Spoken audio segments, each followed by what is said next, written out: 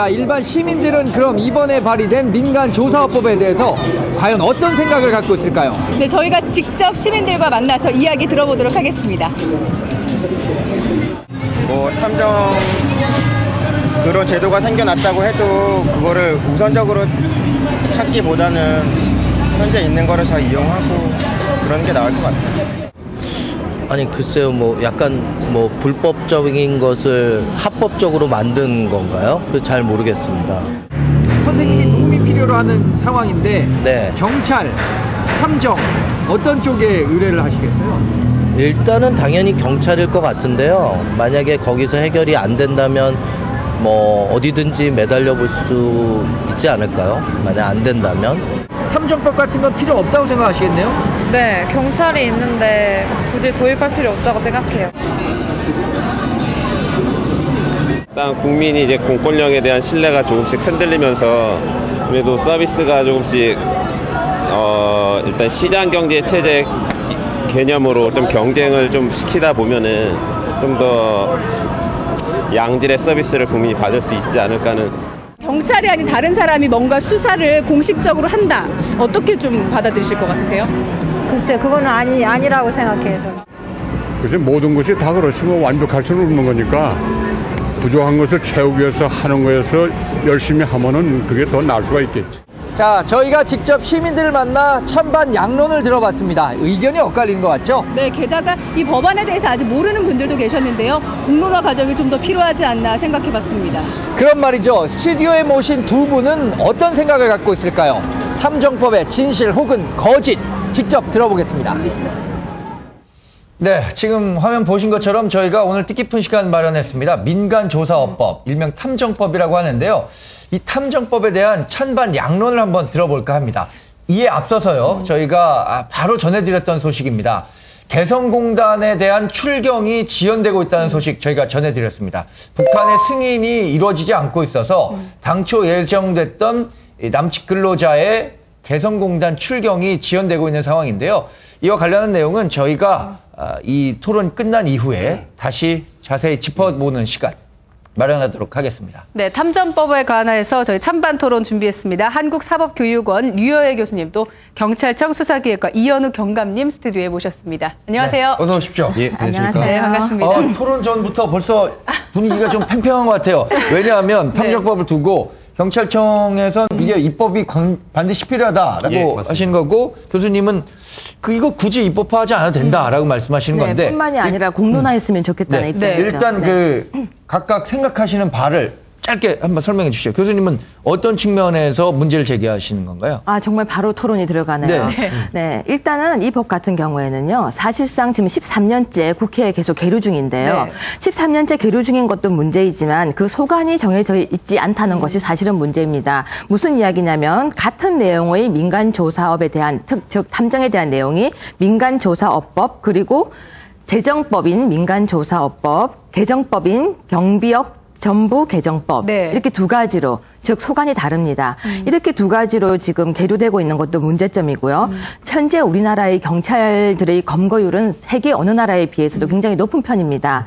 그런 상황에서 굳이 공권력을 민간인에게 부여할 필요가 있을까 하는 의문이 들고요. 전 사실상 국민 입장에서 생각할 때 경찰력 이외의 이 공권력을 다른 민간인에게 부여하는 것은 조금 걱정과 아울러서 우려가 되고요. 또 제가 법을 만들었던 사람 입장에서 제정법은 굉장히 어렵습니다. 하지만 개정은 쉽습니다. 처음에 혹시 잘 아시겠지만 전자발찌법이라는 것이 있는데 전자발찌법 같은 경우 처음에 만들 때는 성범죄자를 대상으로 만들었지만 현재는 개정 작업을 거쳐서 중대범죄자로 확대되었습니다. 개정은 굉장히 쉽기 때문에 혹시라도 이 법이 만들어져서 개정 작업이 너무 쉽게 흘러가서 국민들에게 피해되는 법이 될까 하는 우려 때문에 사실은 저는 좀 걱정스러운 마음을 비쳤었고요. 오늘 이렇게 나오셨기 때문에 같이 이야기 들어보면서 궁금했던 것을 물어보는 것은 굉장히 MBN이 정말 선진적으로 뜻깊은 이런 자리를 마련해 주신 것 같습니다.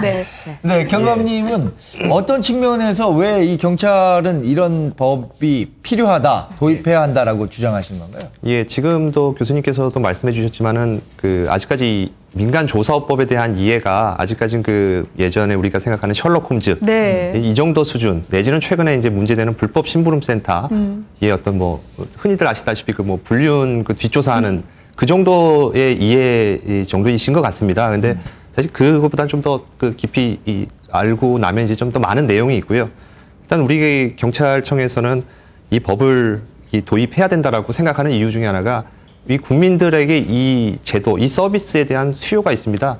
그래서 국민들 중에서는 특히 어제도 뭐 통화를 했습니다만 전국 미아 실종가족 찾기 시민 모임 뭐 이런 단체들에서는 조속히 이 민간조사업이 도입되어야 한다라고 네. 좀 촉구를 하고 계시고요. 그리고 그 심부름센터에 의한 일부 심부름센터에 의한 불법 행위 이것도 우리는 감소시킬 수 있다고 보고 있습니다. 오히려 양성화를 그렇습니다. 시키는 방안으로 예. 지금 추진하고 계신데 그러면은 어떻게 그 심부름센터를 사람들이 이용하고 있고 좀 그 수요가 있는지 파악을 일단 해야 될 것 같은데 다 파악이 되셨나요?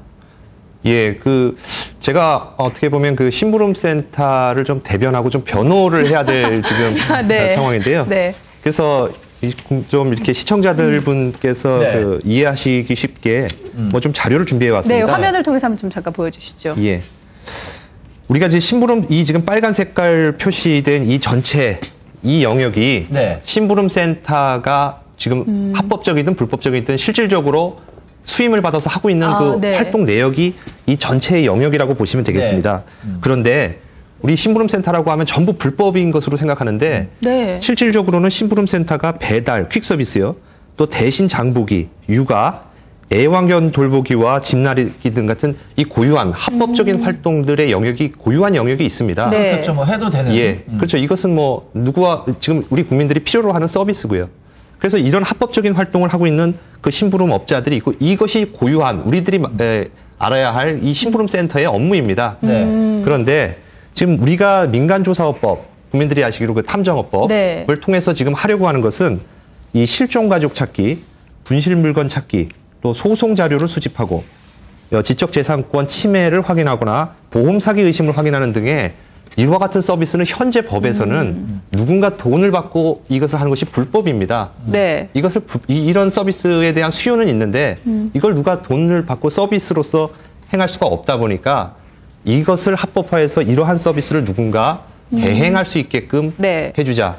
그리고 마지막으로 남아있는 이 청부살인, 청부폭력, 또 업무방해나 해킹 이와 같은 영역은 어차피 이 법이 도입되더라도 결국 불법으로 계속 남아있는 이것은 국가가 단속하고 처벌해야 할 네. 그런 불법의 영역으로 남아있는 것입니다. 네. 지금 경감님 설명 들으셨는데 교수님은 설명 듣고 어떤 생각 드셨어요? 사실상 지금 현재 이 법의 취지 중에 제가 잘못 이해했는지는 모르겠지만 이렇게 얘기하고 있습니다. 불법, 그러니까 흥신소 네. 그리고 심부름센터를 근절하기 위한 것이다. 저는 이렇게 듣고 알고 있습니다. 그렇다면 이 설명대로라면 결국은 흥신소와 심부름센터는 결국은 다른 모습으로 남는 게 아닐까요? 저는 약간 그런 우려가 지금 들고 있습니다. 왜냐하면 지금 합법화에서 저 초록색 부분 아까 네, 보여주셨던 저 초록색 부분은 지금 합법화에서 남는다고 하면 네. 결국은 남는 저 부분이 있죠. 불법적인 저 부분은 또 다른 모습으로 또 다른 모습의 그런 뭐라 그럴까 약간 범법지대로 남지 않게 될까요? 그렇다면 결국은 근절이 아니라 다른 한 영역을 살릴 뿐이지 다른 한 영역은 그대로 남아있는 것이 아닐까요? 네. 그럼 말이죠. 저는 이쯤에서 이게 궁금합니다. 이게 처음에 시도된 법이 아니라고 해요. 과거 13년간 계류됐었는데 13년 동안이나 계류됐었던 이유 이게 만약에 정말 필요한 법이라면 국회에서 빨리 만들었을 텐데 왜 그랬나요?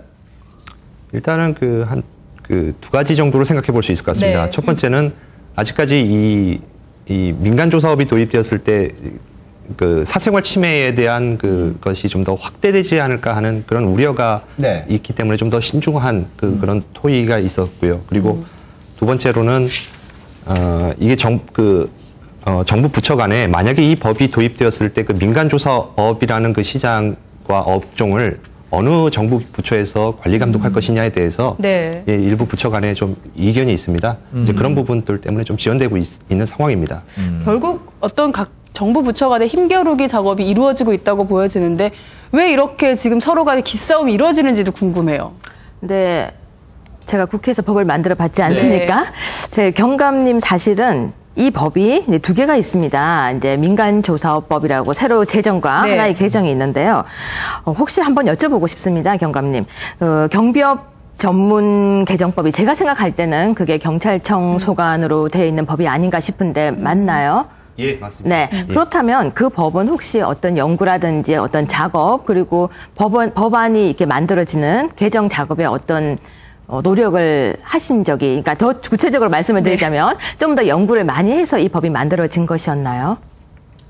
예, 예를 들어서 이게- TF팀이라든지. 예, 그렇습니다. 17대 국회 때부터 네. 이 법안이 이제 발의가 됐는데요. 그 전부터 학계에서는 외국에서는 다 이루어지고 있는 이러한 서비스업을 도입하기 위해서 국내에 많은 어떤 자료들이 소개되었고, 네. 그리고 뭐 경찰청도 이 법의 도입을 통해서 어떤 그 경찰 외의 어떤 민간에서의 어떤 이 치안을 좀 보조하고 협력할 수 있는 그런 기반을 만들기 위해서 네. 경찰청도 참여해서 또 같이 그동안 학계 또 외국의 어떤 뭐 자료들 수집 같이 공동의 그 작업을 해왔습니다. 네, 근데 민간조사법 같은 경우 네. 제정법은요, 제가 얼마 전까지 이렇게 알아본 바에 의하면 누가 초안을 잡았는지조차도 알려져 있는 게 없더라고요. 네. 그러니까 제가 항상 중시 여기는 것은 초안을 만들 때 왜 그 문자를 썼으며 왜 그 문장을 만들었는지에 대한 기록을 남기라는 것인데 네. 전혀 그런 기록 없이 민간조사법이 갑자기 같이 두 개가 동시에 대등하게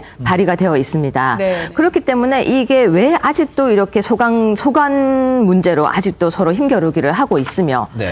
결국 내용은 같거든요. 네. 결국 같은데 그렇다면 국민들은 전혀 모르고 있는 거죠. 탐정법이라는 이름만으로 지금 그래도 생소하다고 하고 계신데 네, 저 인터뷰하니까 그러더라고요. 그렇죠. 전혀 모르는 내용을 양 부처 간에서 힘겨루기로 오히려 국민들이 피해보는 것이 아닐까. 바꿔 이야기하면 과연 이 법은 누구를 위한 법일까. 정말 다시 의문이 생기고 있습니다. 저희가 직접 거리에서 인터뷰를 해봤지만 근데 일부 시민들은 또 탐정법을 찬성하는 입장도 있었습니다. 필요하다고 보는 분들도 있고 네. 그게 굳이 필요하지 않다라고 말씀하시는 분들도 있는데 문제는 이 탐정법이라는 거에 대해서 별로 관심이 없다는 측면은 비슷했던 것 같아요. 그러니까 잘 모르고 있다는 측면은 강했거든요. 예. 좀 이렇게 잘 모르고 있다는 부분은 어떻게 생각하세요? 이것을 필요로 하는 사람들은 이제 느끼고 도입이 필요하겠구나라고 느끼지만 아직 국민 대다수가 뭐 그런 것들은 아니었기 때문에 네. 저희 뭐 관련 단체라든지 많이 홍보를 해왔지만 네. 그다지 그동안에 그 주목을 받지 못했다. 뭐 그런 차원으로 일단 설명드릴 수 있겠습니다. 근데 사실 이거는 형사법이거든요. 네. 그런데도 불구하고 형사법 계통에 계신 교수님들조차 이 법에 대해서 전혀 모르고 계셨어요. 그런데 시민들이요, 일단은 뭐 그 탐정법을 통해서 좀 시민들 자신이 소비자가 돼서 선택할 수 있는 건 아니냐라는 이야기들도 하거든요. 네. 그러니까 일단 합법화 해놓고 네. 내가 탐정을 찾아갈지 형사를 찾아갈지는 내가 선택하겠다라는 이야기들도 일부 하는 소비자분들, 그러니까 시민분들이 계셨어요. 교수님 이 부분은 좀 어떻게 네, 보세요? 제가 걱정하는 부분이 또 이거예요. 좀 네. 직설적인 질문일지 모르겠지만 경감님 만약에요 이 법이 통과돼서 이 사립 탐정 그러니까 이 법이 통과돼서 탐정이라는 영역이 우리나라에 이제 합법화가 되면 경감님은 경찰을 하시겠습니까? 탐정을 하시겠습니까? 정말 제가 직설적으로 질문을 한 번만 드려볼게요. 예, 저는 뭐 이렇게 경찰 공무원으로서 아직 뭐 하고 싶은 것들이 많기 또 네. 해야 될 역할들이 있다고 네. 생각하기 때문에 물론 경찰직을 뭐 계속 할 거고요. 네. 근데 다시 한번 제가 이 방송을 통해서 좀 말씀드리면 네. 다시 한번 이 판을 좀 보시면 네. 이것이 형사법이다, 탐정이다 그러면 누군가 수사를 대신한다 이렇게 지금 생각을 하시는데요. 이 보이시는지 모르겠습니다.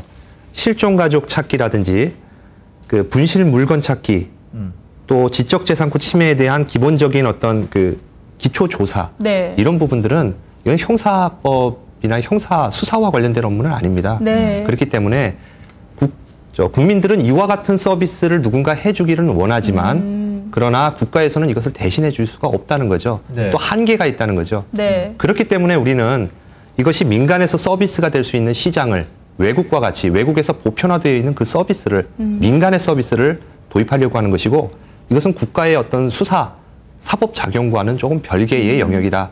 이걸 다시 한번 좀 강조를 드리고 싶습니다. 경감님께서는 혹시 예. 현장에서 정말 증거가 너무 불충분하다, 우리가 인력이 너무 부족해서 증거를 확보하는 너무 부족하다라고 좀 실질적으로 많이 느끼세요? 제가 경찰서에서 수사팀장으로 이제 근무를 해보고 하면서 느낀 것은 네. 우리나라의 고소 고발 사건이 굉장히 많습니다. 이건 약간 뭐 좀 역사적인 배경도 있고 한데요. 네. 외국에 비해서는 민사적인 분쟁, 돈을 띄었다. 예를 들어. 그런데 이것을 외국에서는 법원에 가서 소송을 제기하는데 우리나라에서는 경찰에 와서 고소를 합니다. 그 고소, 피고소인이죠. 이제 네. 고소가 되는 인원이 우리나라와 일본을 비교했을 때 인구 10만 명당 우리나라가 150배가 더 많습니다. 150배입니다. 네. 일본의 숫자에 비해서 우리나라가 그만큼 많습니다. 그런데 문제는 대부분이 무혐의, 죄가 되지 않는 단순 민사 분쟁이다라는 것으로 끝이 납니다. 근데 경찰한테 간다는 경찰에 다 오는 것이죠. 그게. 근데 이런 그 법들이 개인정보보호법이라는 게 있잖아요. 네. 그거와 좀 상충하기 때문에 그런 부분들도 문제가 될 수 있다라는 지적하시는 것 같은데. 네, 사실상 지금 개인정보보호법이 현재 2012년에 개정되어서 네. 지금 저희에게 적용되고 있는데요. 혹시 알고 계세요? 집에서 우편물 받으면은 그냥 버리시면 안 된다. 이런 네, 얘기 많이 많이 들으셨죠? 들었어요. 저 앞에 명동 거리에 가보면요.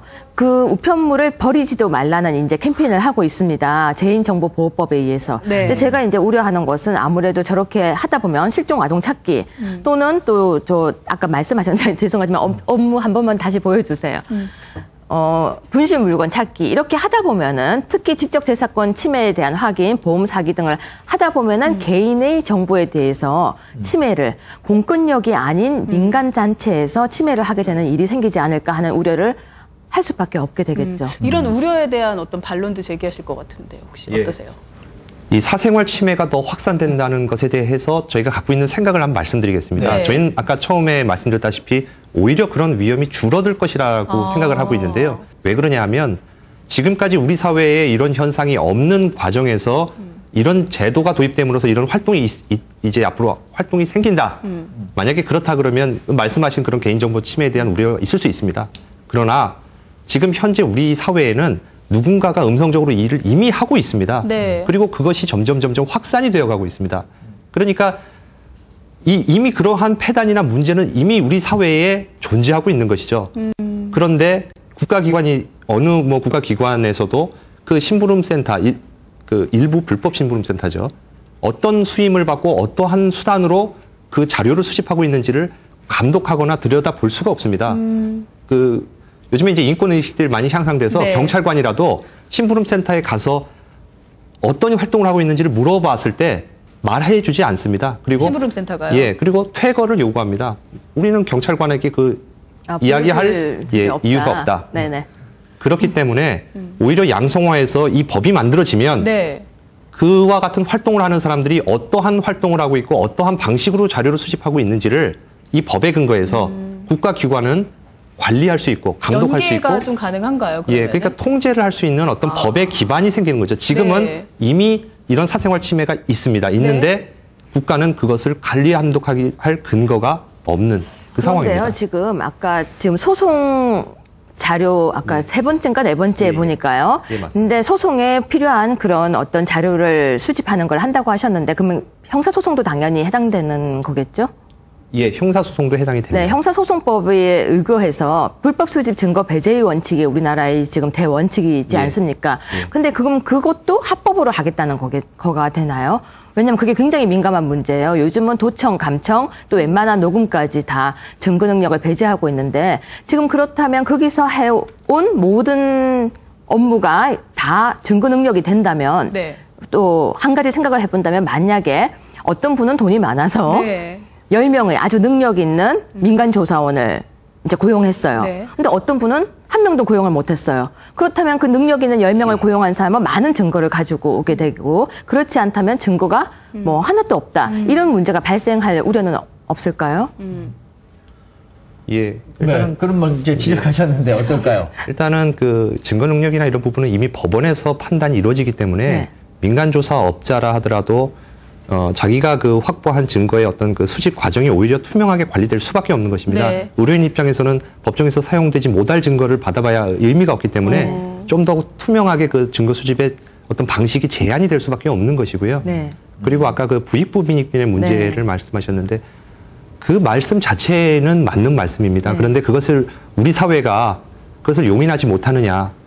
우리 사회는 이미 의료와 법률, 세무 모든 서비스업의 특징이 그것이죠. 아무래도 그 서비스를 이용할 수 있는 그 어떤 재력을 가진 사람은 좀 더 많은 서비스 혜택을 받을 수 있는 것인데 그와 같은 서비스의 어떤 그 업의 속성상 네. 이미 우리 사회가 받아들이고 합의되어 있는 그런 분야라고 생각합니다. 자, 그럼 저희 이거 질문 한번 드릴게요. 그럼 누가 탐정이 될 거냐? 네. 이 문제도 그러니까 민간조사법에 할 수 있는 사람이 누가 되느냐? 이 부분도 좀 논란인 것 같아요. 경찰 경력이 있는 사람은 탐정이 될 수 있는 건가요? 지금 현재 계획에 따르면 지금 제출되어 있는 법안에 따르면 시험의 일부가 면제됩니다. 네. 시험의 일부를 면제할 수 있는 그런 어떤 뭐 혜택을 지금 주고 있습니다.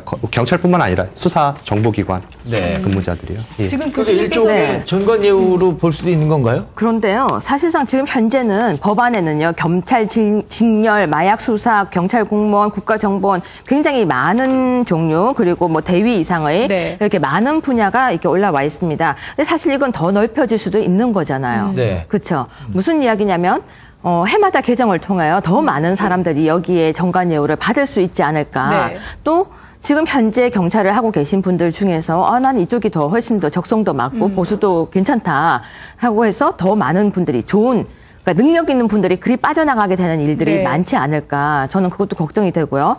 사실상 우리가 경찰이라고 하면 경찰에 대한 이미지는 저는 그렇습니다. 자신의 행복보다는 국민에 대한 행복을 더 생각하는 사람들 또 경찰 하면은 일단은 믿어도 되는 사람, 신뢰해도 되는 사람, 또 우리의 행복을 위해서 지켜주는 굉장히 노력하시는 분들. 이미지는 일단 저뿐만 아니라 국민들의 이미지는 그렇습니다. 근데 이 사립탐정, 민간조사업은 아마 제 생각에는 국민의 행복이 아니라 네. 자신의 행복을 추구하는 것이 아닐까요?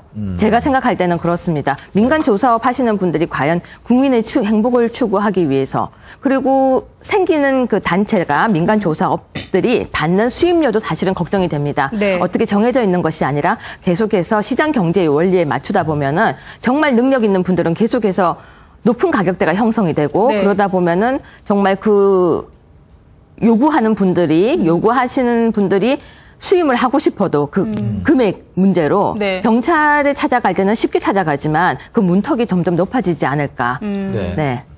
자, 경감님 마지막으로 예, 예. 이 얘기는 꼭 하고 싶다. 그러니까 이 민간조사법과 관련해서 이 부분은 꼭 국민이 알아야 한다라는 측면 한번 얘기를 해주시죠. 우선 그 교수님께서 이제 경찰 공무원들이 많이 이제 갈 거다는데 저희는 경찰관은 이제 공무원이고 60세까지 정년이 보장돼 있다 보니까 네. 뭐 그런 것보다는 저희들은 오히려 저희들에게 들어오는 그 주문들은 네. 전국의 경찰 관련 또 보안 관련 학과의 학생들이 10,000명이 지금 재학생이 10,000명이 넘습니다. 네. 그 학생들은 이런 어떤 새로운 직업의 영역이 나타나주기를 희망하고 있습니다. 네. 일자리 창출이라는 차원에서요.